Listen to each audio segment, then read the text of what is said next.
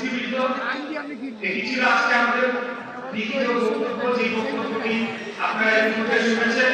আর আমাদের এখানে বেশি কিছু বলা নেই। আমাদের এই বক্তব্যের একটি কপি, দ্বিতীয় কপি সাংবাদিক ভাইদের কাছে পৌঁছে দেওয়া।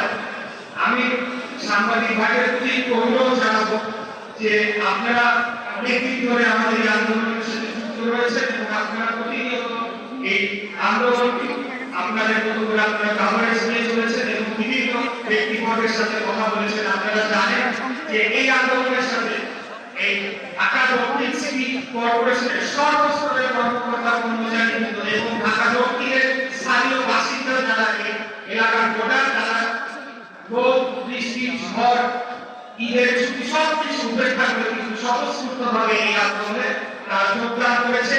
এবং আপনারা দেখেছেন যে ইতিমধ্যে আমাদের এই আন্দোলনটা একটা বৃহৎ পর্যায়ে চলে গিয়েছিল। আমরা কিন্তু নগর ভবনের গণ্ডিতে গিয়ে সেখানে রাজনীতি অবস্থান করেছি এবং সেটি পরবর্তীতে সচিবালয় থেকে যমুনাটিতে পর্যন্ত গড়িয়েছি। পরবর্তীতে সরকার আমাদেরকে 2 দিন সেখানে প্রায় অবস্থান করার পরে আমাদের কাছে একটি বার্তা আসলো দলীয়ভাবে যে এটি সুরাহা করা হবে এবং আমরা যাদের জনদুর্ভোগের কথা চিন্তা মাথায় এবং জনগণের কথা চিন্তা করে আমরা নিজেরাই সিদ্ধান্ত নিয়ে সেখান থেকে সরে এসেছিলাম। ওই ঘটনার মধ্যে দিয়ে আমরা বলতে চাই যে সরকার তখনও আমাদের সাথে প্রতারণা করেছে, এখনো আমাদের সাথে প্রতিনিয়ত প্রতারণা করে চলেছে।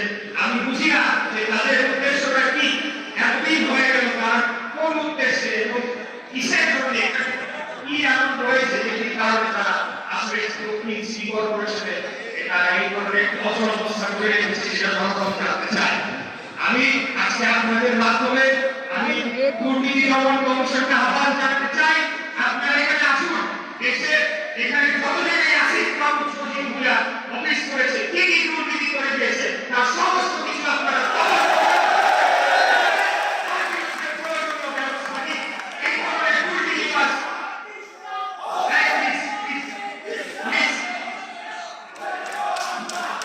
যারা বলছে রক্তের বিনিময়ে, রক্তাক্ত গণভ্যুত্থানের বিনিময়ে তারা নেতৃত্ব দিয়েছে, তার বিনিময়ে তারা উপদেষ্টা পদ পেয়েছে, এত কম সময়ের মধ্যে কিভাবে তারা এই পরিমাণ দুর্নীতিতে জড়িয়ে গেল এবং সেটা কি পরিণতি হওয়া উচিত, সেটা একটা দৃষ্টান্তমূলক শাস্তি হওয়া উচিত, এটা আমি জোরালো দাবি জানাচ্ছি।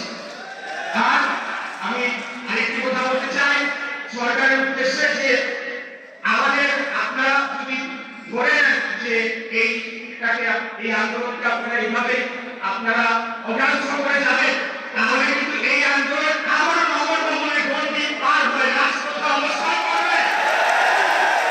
আপনাদেরকে আমি আবারও বিনীতভাবে অনুরোধ জানাচ্ছি, যত দ্রুত সম্ভব আপনারা চূড়ান্ত করুন। কেন আপনারা রাজনীতি করছেন, কিসের জন্য আপনারা এখানে রাজনীতি করছেন, কার প্ররোচনায় এই বর্তমান অন্তর্বর্তীকালীন সরকার সেটা আমি বুঝে পাচ্ছি না।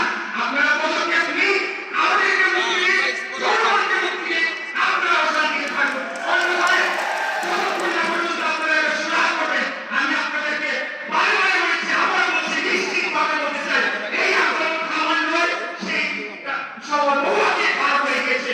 এখান থেকে পেছনে ফেলে আসার কোনো রাস্তা আপনারাই খোলা রেখে দেবেন। অতএব আজকে যে বিহার দশা হয়েছে, নগর ভবনের যে অচল অবস্থা, সেটার জন্য একমাত্র দায়ী বর্তমান অন্তর্বর্তীকালীন সরকার, এর উপদেষ্টা এবং বর্তমান প্রধান উপদেষ্টাও এই জিনিসটা পারেন না। তাই উনি সর্বযন্ত্র ব্যক্তি, ওনাকে আমি সবাই সম্মান করি।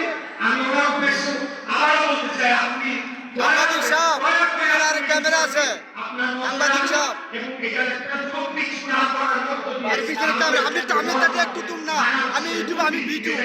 সবাই ভালো থাকবেন, আল্লাহ হাফেজ।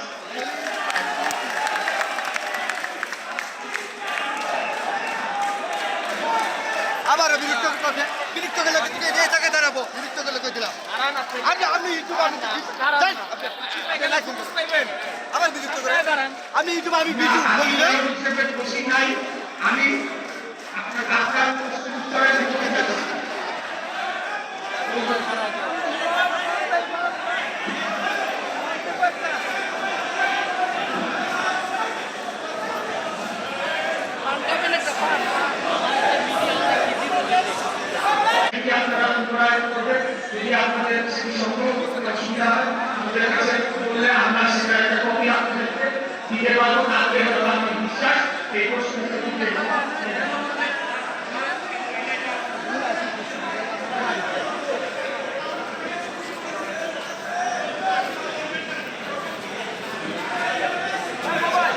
স্থানীয় সরকার আইন এবং ঢাকা সিটি কর্পোরেশন যে স্থানীয় সরকারের যে আইন করা হয়েছিল 2009 এবং বিধিমালা 2010 সেই অনুযায়ী শপথ গ্রহণ অনুষ্ঠান না হওয়া পর্যন্ত অফিসিয়াল আমি মেয়রের দায়িত্ব দিতে পারছি না। সেটি হলো আমাদের অফিসিয়াল স্ট্যাপ। তবে যেহেতু এই আন্দোলনের কারণে জরুরি আমি বলি এই আন্দোলনের ফলে জরুরি সেবা আমরা আন্দোলনের ডে ওয়ান একটি সেকেন্ডের জন্য কিন্তু আমরা কোনো জরুরি সেবা এক সেকেন্ডের জন্য বন্ধ রাখি না। যখন আমরা যমুনা পর্যন্ত চলে গিয়েছিলাম জরুরি সেবা চালু ছিল। অতএব জরুরি সেবা এবং পরবর্তীতে আমাদের সিদ্ধান্ত হয়েছে যে দৈনন্দিন সেবা অর্থাৎ সার্টিফিকেট এই বিষয়গুলো যাতে চলমান থাকে সেটিকে নিশ্চিত করার জন্য পর্যায়ক্রমে এটার সাথে যারা যুক্ত রয়েছে বাচ্চা তাদের সাথে আমরা বৈঠক করে তাদেরকে দিক নির্দেশনা দিচ্ছি। এটি আমি করছি, কিন্তু অফিসিয়ালি মেয়র হিসেবে দায়িত্ব নেওয়ার জন্য স্থানীয় সরকার যে আইন রয়েছে 2009 সালে গৃহীত 2010 সালে তার বিধিমালা গৃহীত হয় সেই অনুযায়ী অবশ্যই শপথ গ্রহণ অনুষ্ঠানটি আয়োজন করতে হবে। বিশ্বাস করেন যদি এটা না থাকতো আমি এতক্ষণ